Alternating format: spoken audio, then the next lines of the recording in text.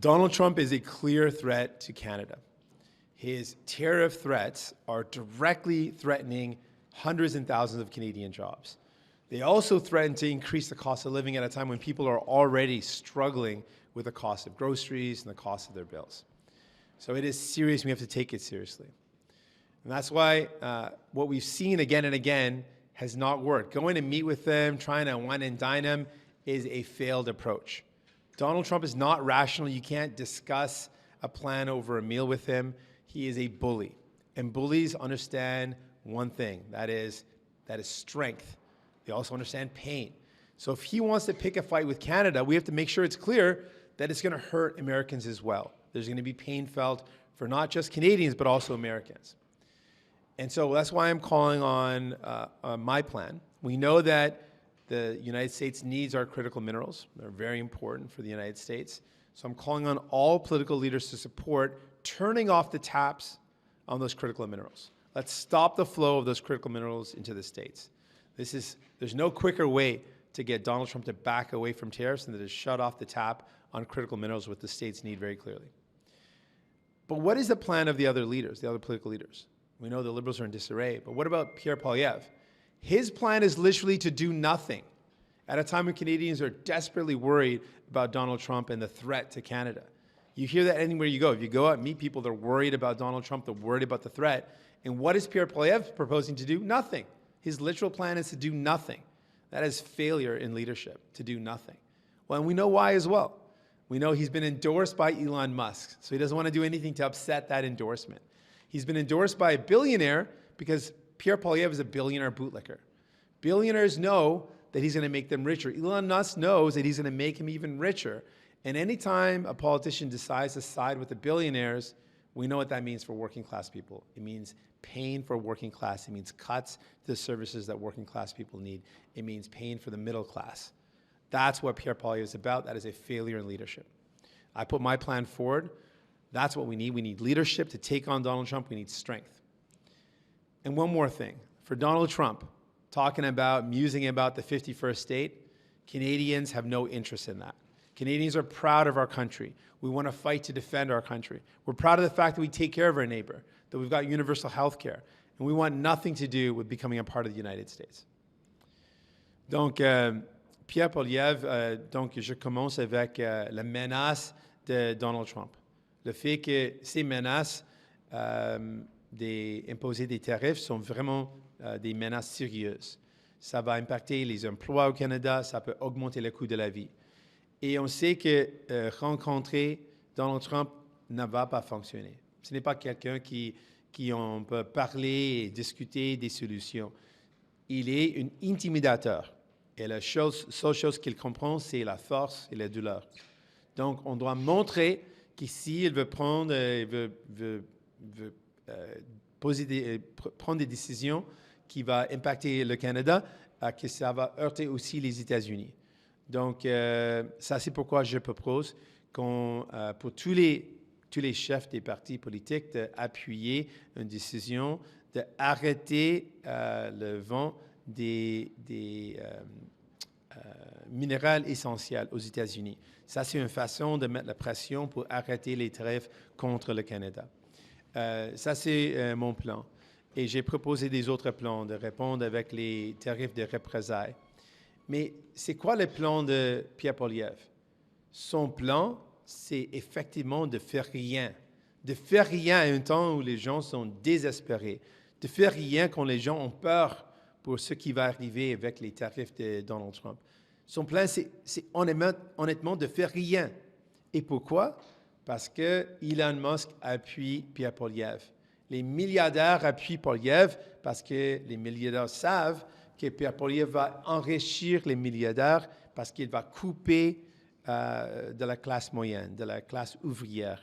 Ça, c'est ce que les milliardaires savent. Et c'est pourquoi ils ne proposent rien pour répondre à ces vraies menaces. Et finalement, je pense que c'est un manque de leadership de Pierre Poilievre. Et finalement, pour Donald Trump qui propose qu'on devienne le 51e État des États-Unis, on rejette cette idée. Les Canadiens sont fiers de notre pays. On est fiers du fait qu'on prend soin les uns des autres. On est fiers de notre système de santé et on rejette cette proposition de Donald Trump. Je suis prêt pour vos questions. I'm ready for your questions. Are you suggesting that premiers and ministers should not do any kind of diplomacy with the incoming administration? What's become clear is that meeting with Donald Trump does nothing. Ask Danielle Smith. She met with him, she tried to wine and dine him, and she came back and said, yep, there's definitely tariffs coming. So clearly that approach is not working. But it's been That one meeting- approach it's been one meeting, sir. is Like- clearly failed with Donald Trump. That Donald Trump only understands one thing, and that is force. We have to show that if he's going to pick a fight with Canada, it's going to hurt Americans as well. That is the only thing that he understands. But this has been like one. Should she be turning the taps off on oil exports? Where are you on turning off the taps or restricting oil exports to the United States? When I was in law school, I learned that when you're in a fight or when you're in a legal battle, you don't pull out all your tools right at once. You escalate step by step. So that is a tool that should be on the table, but not something we start with. I'm proposing we start with critical minerals, but we need to look at every option. Every response to the tariffs that could hurt Canadians in a serious way should be met with tariffs in kind, and all solutions that we can propose should be on the table, and that's absolutely one of them. Why are we Mais getting en off même on temps, this? quel impact ça pourrait avoir sur l'industrie de l'aluminium, par exemple, au Québec, de cesser les exportations de minéraux critiques? Vous ne craignez pas des mises à pied dans ce secteur-là? après? J'ai peur pour les impacts de cette bataille. Ce n'est pas quelque chose que je veux voir, mais la réalité, c'est Donald Trump ne comprend rien que la force. Donc, on doit être prêt de se battre pour défendre les emplois au Canada. Donc, on doit être prêt avec des tarifs de représailles. Et j'ai proposé, on commence avec les minéraux essentiels pour montrer la force, pour montrer qu'on est prêt de se battre et pour montrer que si les États-Unis, si Donald Trump prend des actions contre le Canada, ça va heurter aussi les États-Unis. Vous dites que ça ne donne rien de rencontrer Donald Trump, mais est-ce que vous ne seriez pas prêt, vous, à aller de l'autre côté de la frontière, aller à Washington, rencontrer des gens, une initiative peut-être avec les autres partis? Vous ne seriez pas ouvert à ça? On doit être ouvert à discuter avec les autres gens. On planifie des rencontres avec les autres gens aux États-Unis, parler avec les syndicats, parler avec les autres leaders aux États-Unis. Mais ce qui est clair dans le cas de Donald Trump, ça ne va pas fonctionner.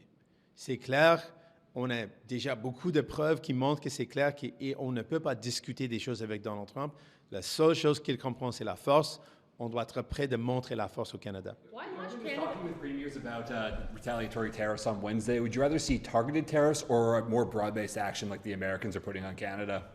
I think we need to be very strategic about our response. So we need to look at a step-by-step response that meets the tariffs in kind and that escalates the pressure that we're putting on the United States. That's why I propose starting with one thing like critical minerals, and then we can expand on that and build on that. But we need to look at how we have a response plan that goes step by step, that increases the pressure on the United States to make it clear to Donald Trump, if he picks a fight with Canada, it's going to hurt the United States as well. And it's why, again, I want to point out that while Donald Trump is threatening Canadians, Pierre Poilievre's plan is to do nothing, to sit back and literally do nothing, because he's been endorsed by Elon Musk. He doesn't want to upset that endorsement, so he's got no interest in defending Canadian jobs. Have you picked up the phone to call anyone in the States?